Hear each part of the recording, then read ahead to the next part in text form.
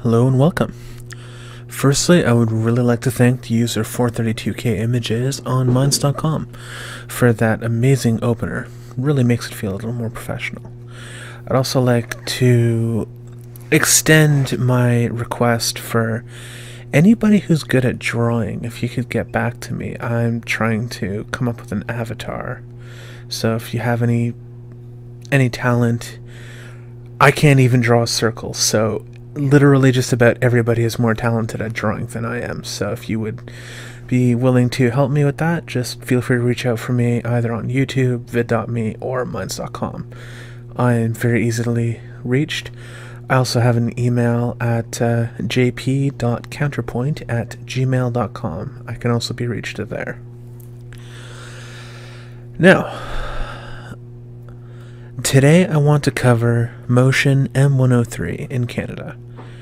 I realize it might be a bit late to the party, particularly if you've seen Short Fat Otaku's video on it, which will be in the description box below. Why? Because he did a good job of presenting the problems with the Trudeau government as it currently stands.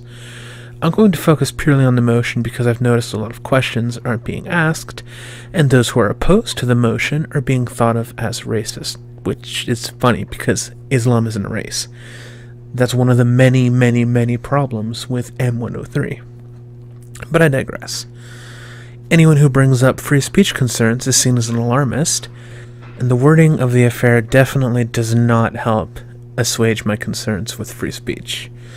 So, let's dig into it, shall we? The following is an excerpt from the Wikipedia page on the Motion M103. Motion M103 calls on the government to condemn Islamophobia and all forms of systemic racism and religious discrimination, asks the government to recognize the need to quell the increasing public climate of hate and fear, and requests for the Commons Heritage Committee to study how the government could develop a government-wide approach to reducing or eliminating systemic racism and religious discrimination, including Islamophobia, and collect data to provide the context for hate crime reports and to conduct needs assessment for impacted communities. Findings are to be presented within 8 months. Khalid has been unwilling to entertain any compromise on the specific wording of Motion M103. The exact text reads, Miss Khalid, Mississauga, Aaron Mills, seconded by Mr. Bayliss, Pierre-Fons Dollard, moved that, in the opinion of the House, the government should a. recognize the need to quell the increasing public climate of hate and fear, b. condemn Islamophobia and all forms of systemic racism and religious discrimination, and take note of House of Commons Petition E411, and the issues raised by it, and c. request that the Standing Committee on Canadian Heritage undertake a study on how the government could I. develop a whole-of-government approach to reduce or eliminating systemic racism and religious discrimination, including Islamophobia in Canada, while ensuring a community-centered focus with a holistic response through evidence-based policymaking. 2. Collect data to contextualize hate crime reports and to conduct needs assessments for impacted communities, and that the committee should present its findings and recommendations to the House no later than 240 calendar days from the adoption of this motion, provided that in its reports the committee should make recommendations that the government may use to better reflect the enshrined rights and freedoms in the Constitution Acts, including the Canadian Charter of Rights and Freedoms. Private Members Business M103. Now, there are a number of concerns here, but let's start with the most basic and, in my eyes, most important one. Islamophobia isn't defined in the motion, so we have to go with the next best thing, looking up definitions of the word, and even that doesn't tell us much, as Oxford, Dictionary.com, Merriam-Webster, and even Google's own definitions differ from each other. So even the word itself lacks a clear meaning and definition.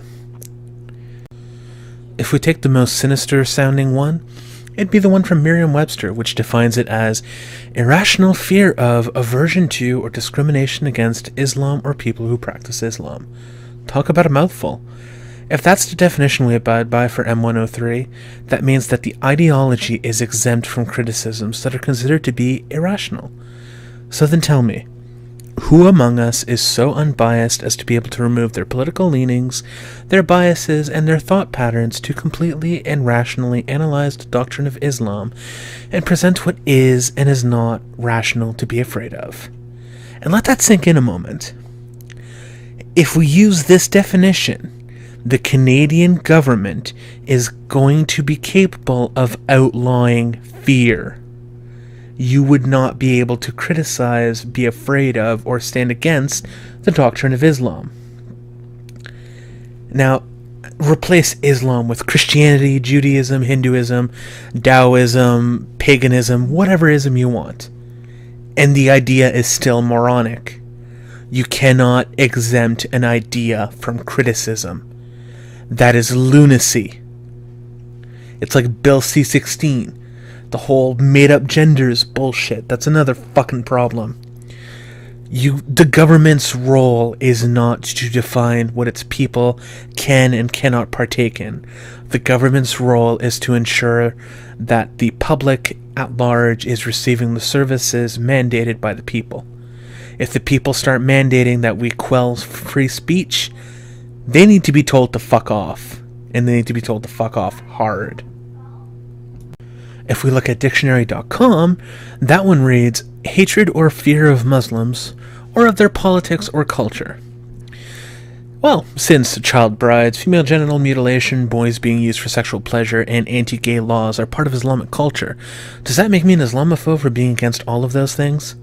I hate the idea of any form of genital mutilation. I hate the idea of children being married off, of honor killings, and any other such nonsense. I hate the idea of your sexual preference being a defining feature of yourself, as opposed to merely being an aspect of your overall personality. And I'm looking at you, you identitarian political pieces of refuse. Now, personally, I have no problems with gays. I'm bisexual myself, so I mean, the whole fucking thing would be ridiculous. But as a bisexual, Islam is terrifying to me because, again, Islam, in its own teachings, defines homosexuality as a sin, and not in the Bible sense where it's kind of an tenuous connection, but there are actual passages that you can point to, and you can see real-world evidence of what some of the more extremist ones are doing to the gays. But I'll link to Kraut and T's video below of how he analyzes the moderate positions of Islam-run countries on gays, and you can go from there and make your own decision. If we look at Oxford's definition of it, it reads as the dislike of or prejudice against Islam or Muslims, especially as a political force. Well, as a man who is anti-authoritarian and with libertarian leanings, I would automatically be defined as an Islamophobe. If I were ever to enter politics, I would, by definition, be partaking in systemic Islamophobia, as I am part of the system and I am Islamophobic by every single one of these definitions. How anyone can sit back and think, this is okay, I can live with this, there's no agenda here, no cause for alarm, this isn't anti-Canadian in the slightest, is beyond my understanding of reality. The following is a recording of the Wikipedia page for the arguments against Motion 103. Singling out Muslims. Motion 103 has been accused of singling out Muslims for special treatment, by condemning only Islamophobia by name and not explicitly mentioning other religious groups.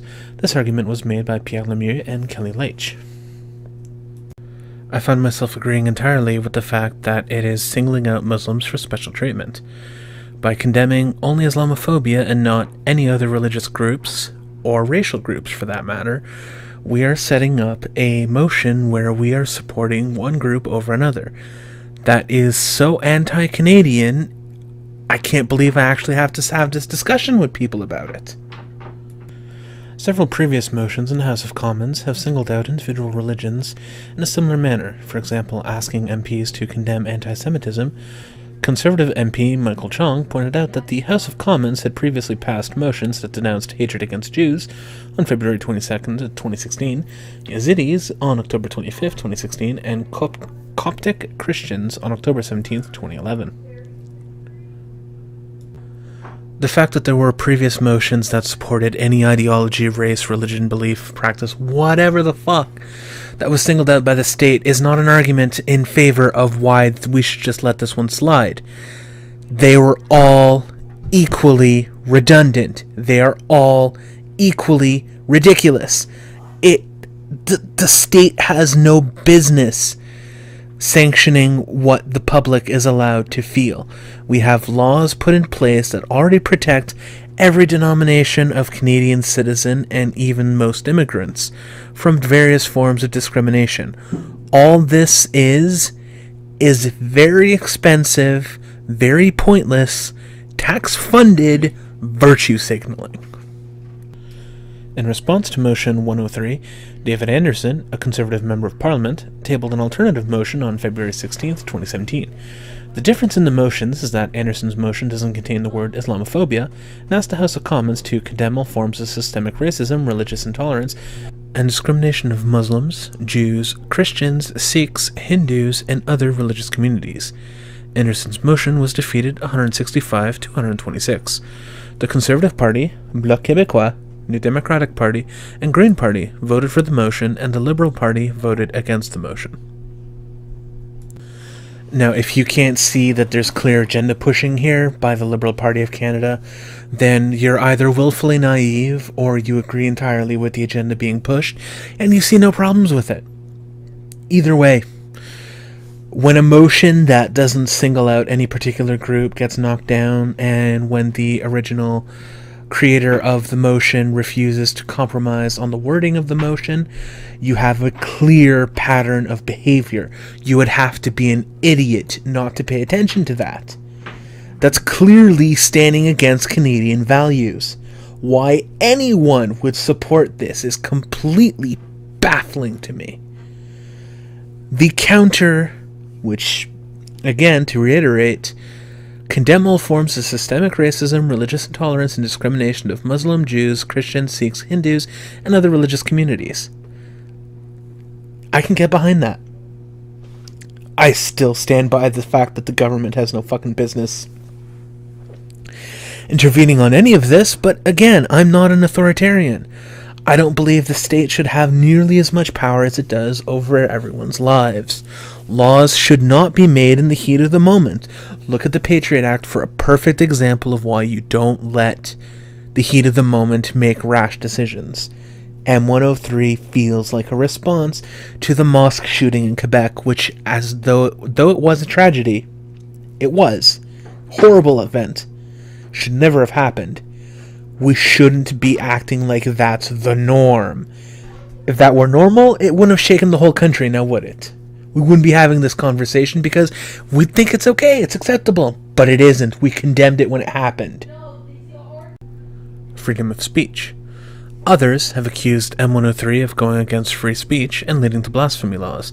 This was argued by Brad Trost and Charles McVeety. Interim Conservative leader Rona Ambrose repudiated such claims and said that, to be clear, this is not a bill nor a law. It does not introduce Sharia law, as some people have suggested, nor would it ban freedom of speech. The Canadian Civil Liberties Association also said that M103 does not restrict free speech in any way. Now, Rona Ambrose is 100% correct when she says, to be clear, this is not a bill nor a law. It does not introduce Sharia law, as some have suggested, nor would it ban freedom of speech. She's 100% correct on that. However, she's being nothing short of disingenuous by stating it in that manner. It sounds as though there is absolutely no cause for concern, and that anybody who is concerned with it is simply being an alarmist. That is patently and provably false. A motion like this is asking a branch of the government to determine what the government can do to quell fear in relation to Islamophobia.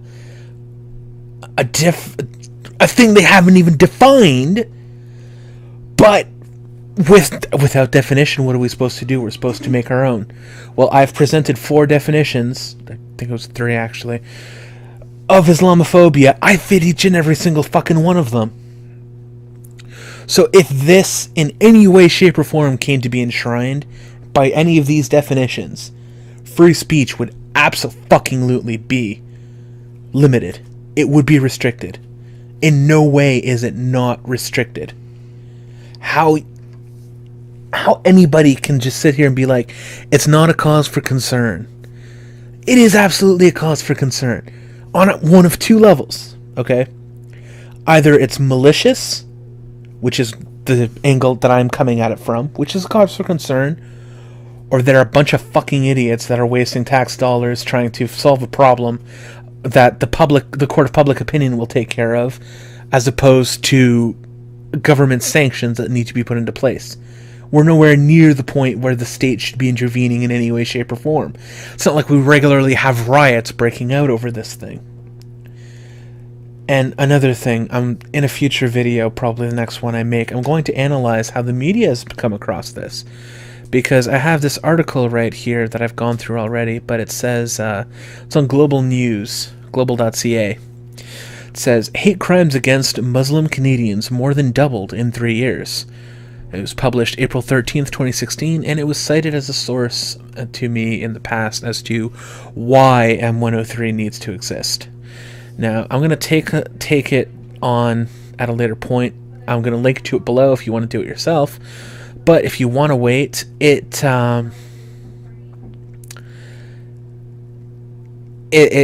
really not pretty to watch, because it just really does a bad job of it, of presenting its findings.